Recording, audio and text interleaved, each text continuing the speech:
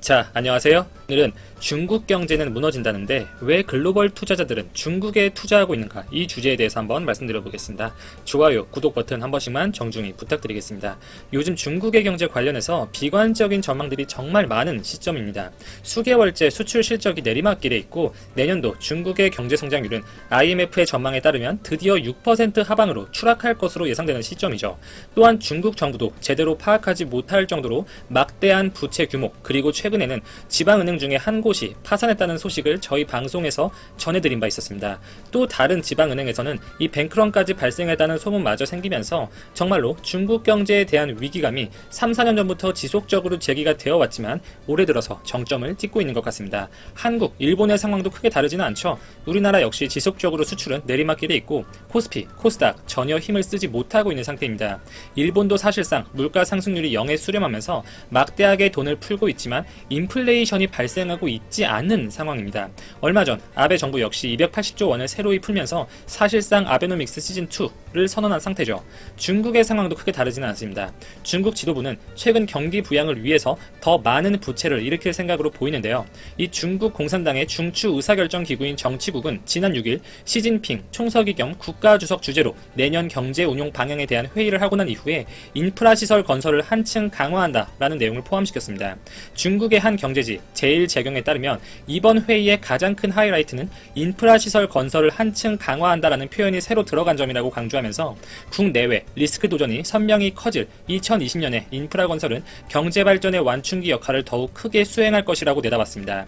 작년 7월부터 본격적으로 악화된 미중 무역 전쟁의 여파 속에서 이 중국의 경기 둔화 속도가 지나치게 빨라짐에 따라서 중국 정부는 연초 인프라 투자용 특수 목적 채권 발행 규모를 전년보다 8천억 위안 이상 증가시켰죠. 대략 2조 위안 정도로 잡고 지방 정부의 투자를 적극적으로 독려해 왔지만 뚜렷한 경기 부양 효과를 보지 못한 상태입니다.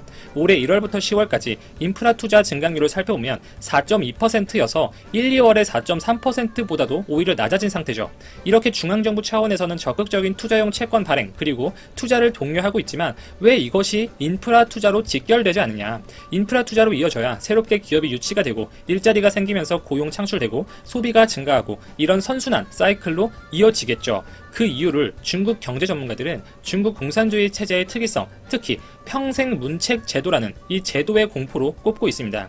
평생 문책제의 공포 탓에 이 중앙정부의 적극적인 채권 발행 지시에도 지방정부 지도자들이 몸을 사리고 있다는 분석인 것이죠.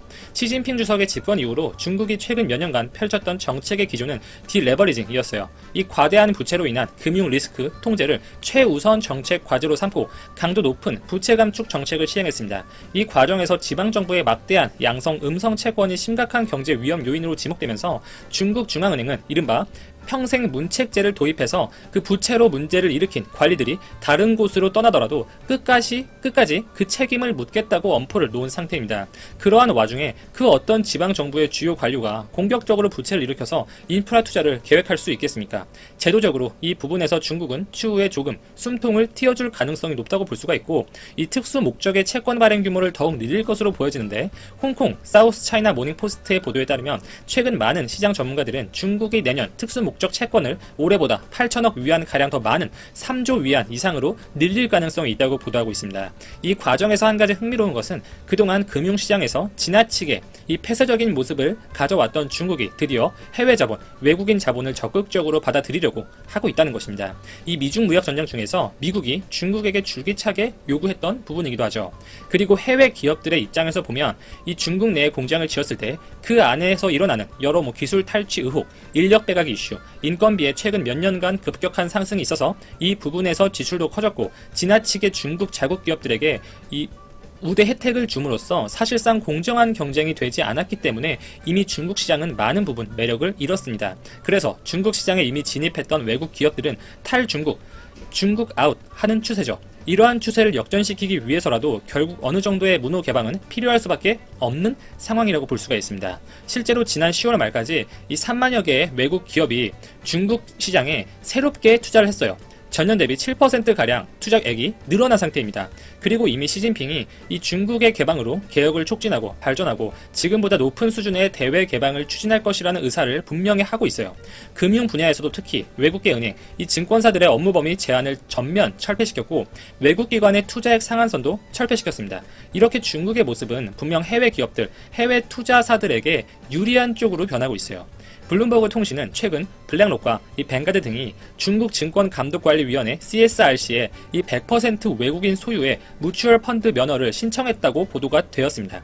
이 뮤추얼 펀드는 투자자들의 자금을 모아서 회사를 설립한 후에 주식이나 채권, 파생상품 등에 투자해서 그 발생한 운용 수익을 투자자, 즉 주주들에게 이 배당금의 형식으로 나눠주는 투자 신탁이라고 보시면 됩니다. 중국에서 뮤추얼 펀드의 투자 가능 자산 규모는 무려 90조 위안, 대략 12조 달러에 육박해요. 이 세계 최대 수준의 자산 운용사들이 당연히 관심을 가질 수밖에 없겠죠. 이 중국 뮤추얼 펀드 시장은 현재 14조 위안으로 2011년 이후 최근까지 무려 6배 성장한 바 있었습니다. 실제 세계적인 투자 기관들의 반응은 이 중국 정부의 정책 완화 기조에 쌍수들고 환영을 하고 있죠. 더 많은 외국 자산 운용사들이 뮤추얼 펀드 설립을 위한 면허를 신청할 것으로 전망이 되고 있습니다. 여기서 중국에 대해서 긍정적이라는 건 이 중국 경제의 전망이 긍정적이라는 것이 아니라 중국에서 수익을 낼 만한 충분한 환경이 조성되었다는 것이죠. 또한 MSCI 지수라는 것이 있습니다. 이 주식 투자하시는 분들이라면 많이 들어보셨을 용어일 텐데 이 MSCI 지수는 해외 투자자들이 투자의 기준으로 삼는 대표적인 벤치마크 지표라고 보시면 돼요. 여기서 MSCI 신흥국 지수에서 중국 본토 주식의 비중이 상향 조정되었습니다.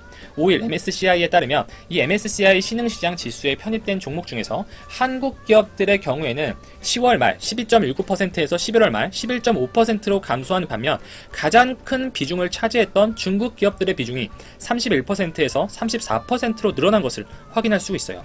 이렇게 전반적으로 해외 투자자나 해외 자본들에게 있어서 중국 시장이 여러모로 투자에 우호적인 환경으로 변하고 있습니다. 물론 해외 기업들 입장에서는 중국은 아무래도 기술 탈취의 위험도 크고 그동안 받아왔던 불공정한 관행 등을 고려해 본다면 이 정말 중국 시장을 먹을 게 많은 이 큰 시장이긴 하지만 아무래도 부담스러운 면이 있을 수 있겠죠.